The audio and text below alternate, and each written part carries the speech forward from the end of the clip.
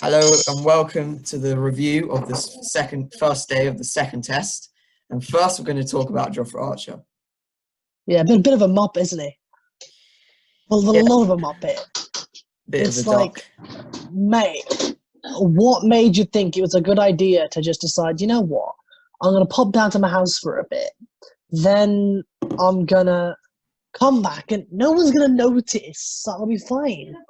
You know? It's very disappointing. He's clearly been told what the rules are. And he's just been no. There's no excuse. There's literally no excuse. What possible excuse? Yeah, I sat in my car to go down to the Tesco's and it auto started. I mean, yeah, it just what can you possibly think of? It wasn't my fault. I didn't do anything. You know? Yeah, I didn't manually decide to walk down or whatever. It's just a bit of a muppet move, really. It was disappointing. Also, I was going to say as well, like,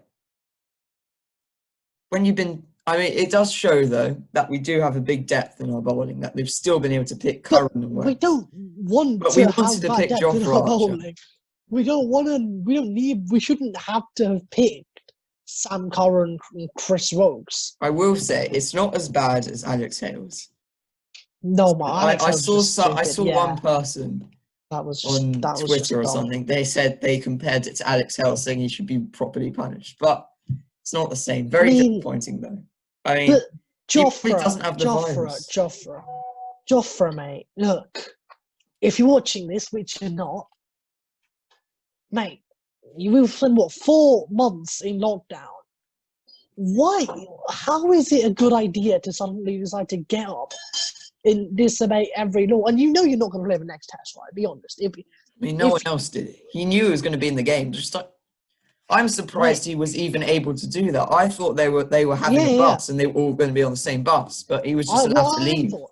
What I thought is surely there'll be security stopping you from leaving the hotel unless you've got a valid reason. Like, what do we do to stop this? Because otherwise, cricketers like Stokesy can just walk out tomorrow morning, pop down to Durham for a bit, you know? Like, how do we stop it? Exactly. I'm not saying he's going to. I don't think he will do that. No, he won't. He's not JOFRA. But it's just I bet he literally just went to fetch. What did he leave behind? I don't know. I don't actually know what he left behind. But considering how well he was bowling, it's just a shame, really. And we need a quick bowler. It would have been exciting. We don't have a quick now, do we? We don't have a proper tearaway quick. No. Well, we've got a bunch of we got rid of Wood as well. Yeah, because a very English medium pacer attack. I don't think. Right, we'll just go into general selection now. Yeah. Anderson, I don't know why he's been rested. I know why he's been rested. I think he should have been rested. Because when you get to 38 and you're still bowling 86 miles an hour, the chances of getting injured are quite high. And with Wood, he's had his ankle strain and ankle problems. And I don't think either of those two have a reasonable sort of, well, we should have played. No, but it doesn't matter, but you didn't, because we're going to keep you to fit so that we can have you for later on. Because remember, it's a long summer. We've got, 6 test matches in the space of 2.5 months. But I think I think they should have arranged it so that he was actually not playing in the last game. Because I think it was a mistake to pick Archer and Wood in that last test match. I think Anderson, right, would have like to play at Old Trafford.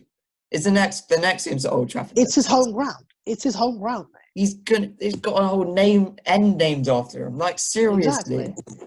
It's just, you know. But I mean, the end point's a bit BS, but other than that, you can't. I understand dropping Jimmy. Resting Jimmy. What I don't understand is resting him at Old Trafford. At the Aegeus Bowl, I would have much rather had Broad than Jimmy. Yeah. I would have much rather not picked Wood. Picked Wokes and Broad and JOFRA, and then picked our best pace stack at Old Trafford. Also, Old Trafford has always had bouncy tracks. There was a bit of uneven bounce today as well. Fair bit, if you're going to get Wood bowling 95, which none of the West Indian bowlers have been able to do. I mean, JOFRA 95 on a bouncy track. I mean, that's pretty. Shannon Gabriel can bowl mid-90s at times. He's touched 92, 93. But it's not quite the same as 95, is it? No, 95 batsmen, mile an hour. Yeah, it's I wouldn't want to face that. Yeah, but the thing is, though, what we said about Wood in the test review is, if he's going to bowl 95, he's going to bowl on leg stump. But batsmen like John Campbell and Blackwood are going to have no problem just flicking him off your pads, hitting him 4. You're bowling a bouncer, right?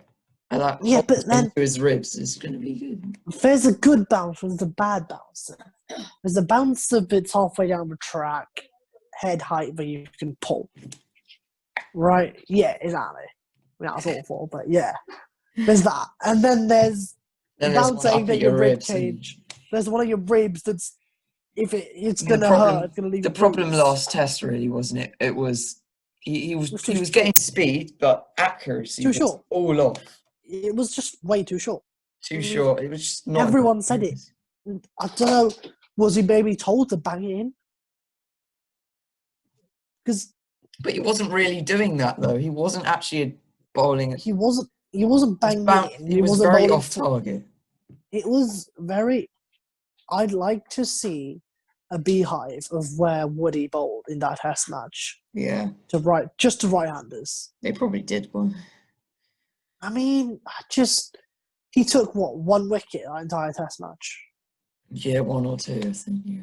Yeah, it's just like, for our quickest bowler to take 2 wickets. I think he's quicker than Arch, really.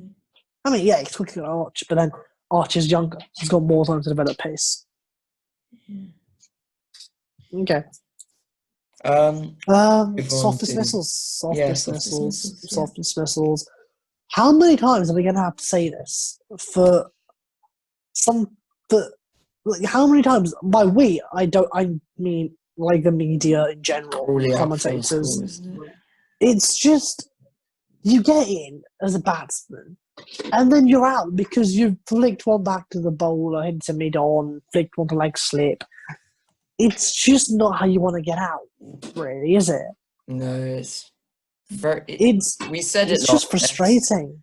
Yeah, it's just with all this talk of Burns being the next Test captain. He's going to be the next Alistair Cook. He's going to be the next best opener England has seen in the last decade, and he can't even get past 20 at the moment. Yeah, it's just, lads, why?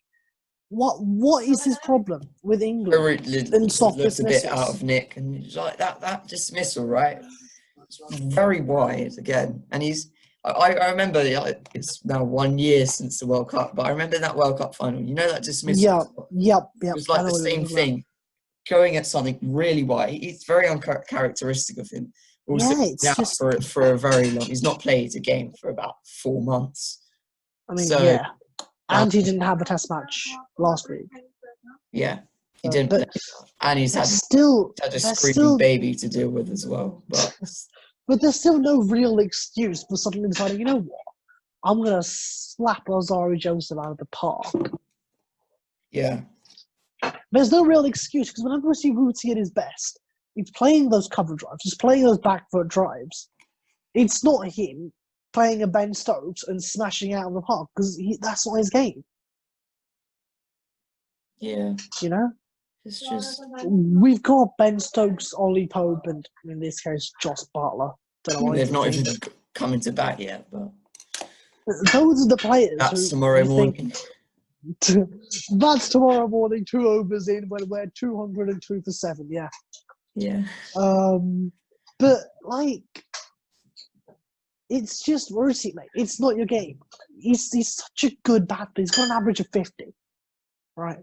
He's not a bad batsman. And he is one of my favourite batsmen.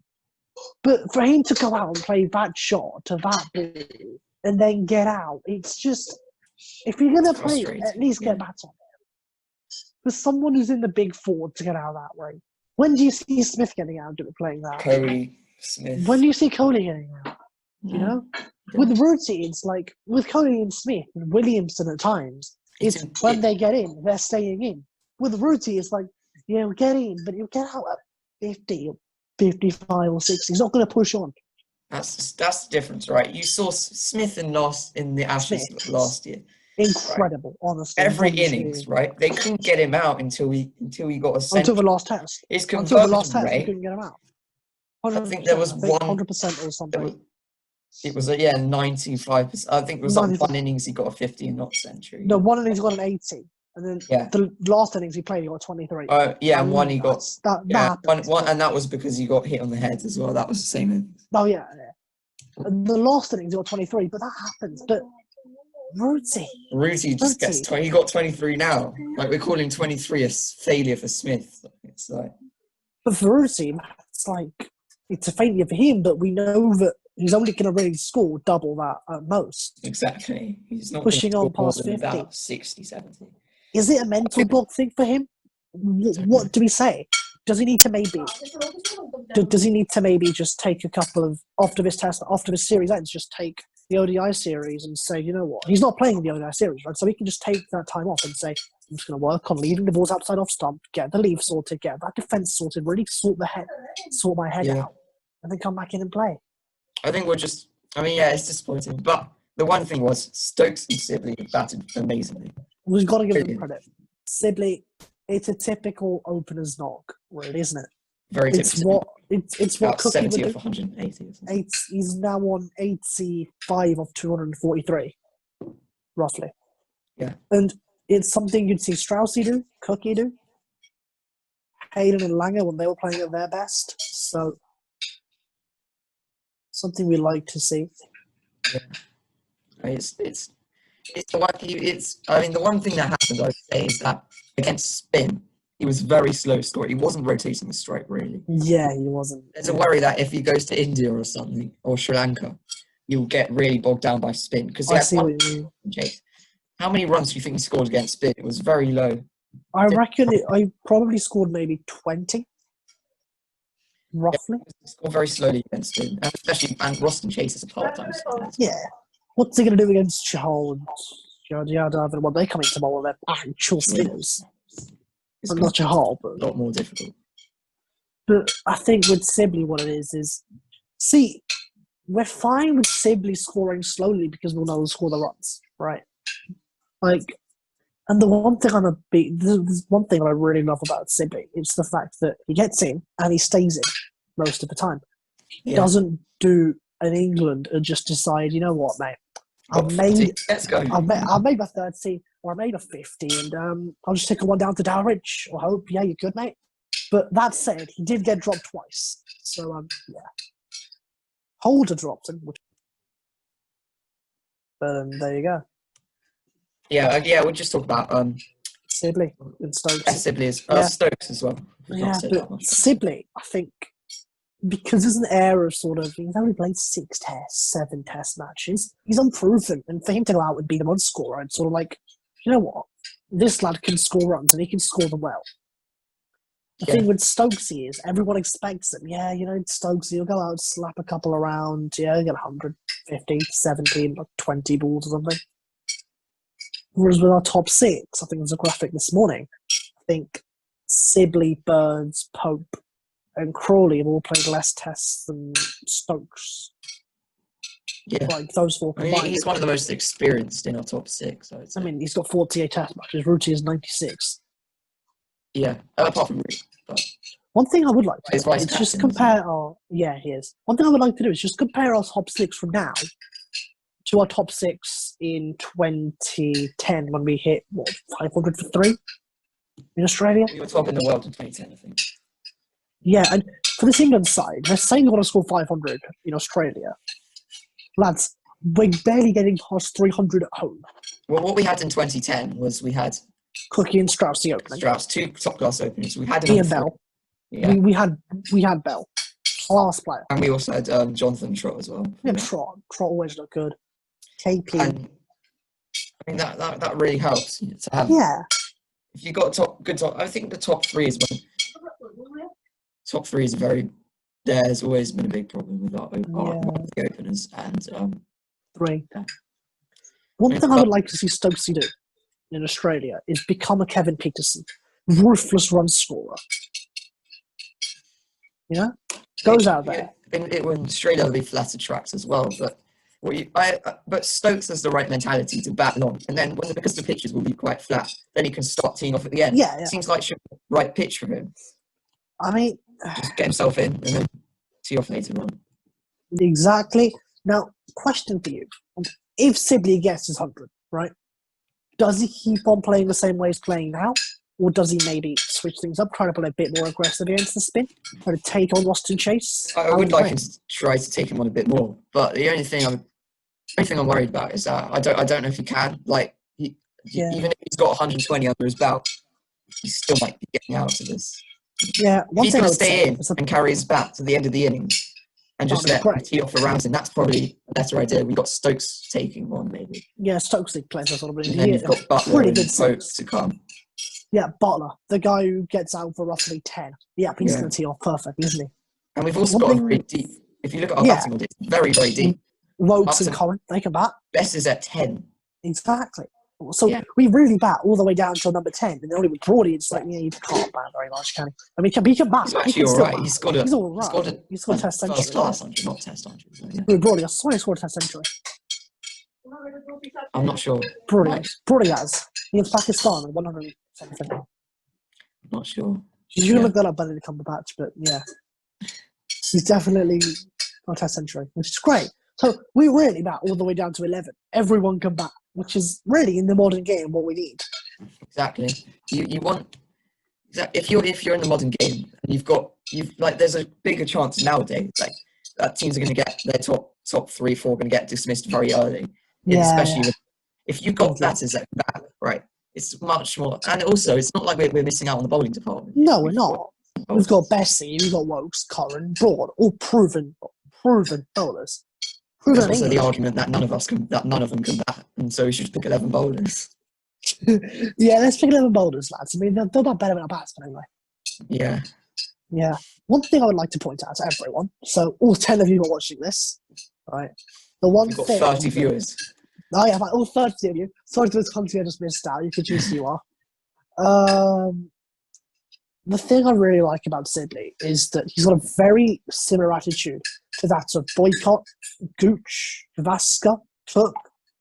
He'll get in and he'll stay in. Especially Boycott, just holding his strike. Boycott I'll face all 6, mate. Yeah, I'll face all 6. I don't care how many you score. I'll run you out, mate, but I'm going to stay in.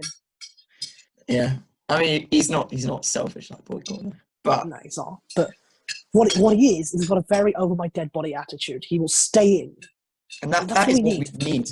Because especially with our batting, right? We've never had it. Our top orders has always collapsed so many times. Are you insulting my man Alistair Cook, mate? He's like third highest. Apart from Alistair Cook, the rest of our top Ian Bell, Strauss. That was 10 years ago. Yeah, well, Cook wasn't 10 years ago. It was 2 years ago. Right, the past few years, okay, we've not. Our top order, Cook has retired, right? Our top order has not survived. Bird is the first opener since Cook to go past 1,000 runs. That says a lot. It does. We've had Moeen Ali opening, Joe Root opening as a live, Gary Balance, Mark Stoneman. Half of those are lads I wouldn't play for a club team. Yeah. What was Mark Stoneman doing opening the batting against Mitchell Stark? That just doesn't sound right. It's never going to work. No. It's just... And then we complain that we're not scoring runs. We've gone out to a third choice for their county opening the batting. How are we going to get runs? Guys have been dropped from the second 11. It's like we're shopping in the dustbin for this lot. Yeah. Rory Burns is 30. We could have picked him 7 years ago when Strauss retired. Was he good enough 7 years ago? I mean, he was pretty decent 7 years ago. And we could have built him up, like we did to Cook, at 2 solid openers, not worried about anything. Top 2. We definitely could have picked him like a few years. Like at least 4 maybe years ago or something. It would have made this transition from Cook to no Cook a lot easier. Yeah. And look what we're doing now with if we had 2 top-class openers, we might have even done better in the Ashes in 2017. We would definitely have done better. I mean, he would have been a better batsman now than I think. Yeah. He would have a lot better record for a 30-year-old. It's not what it's what we said with Mark Wood. It's a shame that we didn't pick him earlier. Mark Wood injury. Well, he's always been in and around the team, but he's had a lot of injuries, hasn't he? Yeah, but but there's no excuse. And we're saying 500 for 3, right? We put that number out there. We were 81 for 3 against Windies. Lads, Australia are the best test team in the world right now. There's no competition. Their batting is insane with Smith and Labuschagne. Head and Wade can play a pretty good innings as well. 2 right openers. Warner's got, 335, 200. This decade, he's made 500 runs in 2 games. Yeah. They've got the number 1 test bowler, Stark. Behrendorff can bowl pretty well. Mitch Marsh is an all-rounder. We've got Zach Crawley. That comparison right there. But it was a very closely matched series last year, though. Yeah, but that wasn't. It wasn't fun to watch from England's point of view. We would have lost that series if it wasn't for Ben Stokes. It's true. They would have lost it with Steve Smith, though. No, they wouldn't have. Labuschagne played a very, very good couple of knocks. Head and Wade scored centuries, and their bowling was still a lot better than ours. So they would have still won that series. He single-handedly saved the third test, yeah, Stokes. Yeah, so the scoreline was Australia 2, England 1, Ben Stokes 1. Basically. So, yeah, and 500 for 3 just doesn't seem possible, does it? I mean, we've got 200 for 3, but yeah, but we need 300 more. 300. And our run rate is 2.7. It's a bit slow. The question I've got for you is, what score do we need to set then? What are we looking at saying, that's our target for tomorrow? We'll just, because we'll just... We'll wrap it up with like a little sort of what we want, prediction. Well, if they could get 400, I mean, that would be amazing. Yeah, it doesn't seem on problem. We've got 7 wickets and 200 runs. 2 in batsmen. Sibley on 85, Stokes on, 60-something? Yeah. Sibley's on 80 or something. 85. Yeah. So, I mean there's no reason. Knowing England, you never know. But really, we've put ourselves in a really good position. And I think it should be good for tomorrow. If we can get to 400, we might not even need the whole day. Yeah, but we'll probably will need the whole day. Yeah. At least you'll cheat. If England manage to get to 400 tomorrow by the end of the day, and then bowl the Windies out, maybe, yeah. 400 is a big number. But it's definitely possible. 7 wickets in hand, they can easily get 200. Easy. But then remember, what was that about soft dismissals? We can't afford Sibley and Stokes going out tomorrow against the new ball and sort of just chipping it to short leg, hitting it to slip. You can't afford that. And I don't think Sibley will do that, but Stokes, bit of a liability at times, isn't he? Just prodding one to gully or. Yeah. Well, what are we saying then? End it here, and I would just our predictions. So I say we score 400, bowl them out for 170 odd. They maybe get a lead of in third innings lead of about 70. We chase them down. Either we win by 10 wickets or 8 wickets, or we win by an innings and something. It'll be one of those two.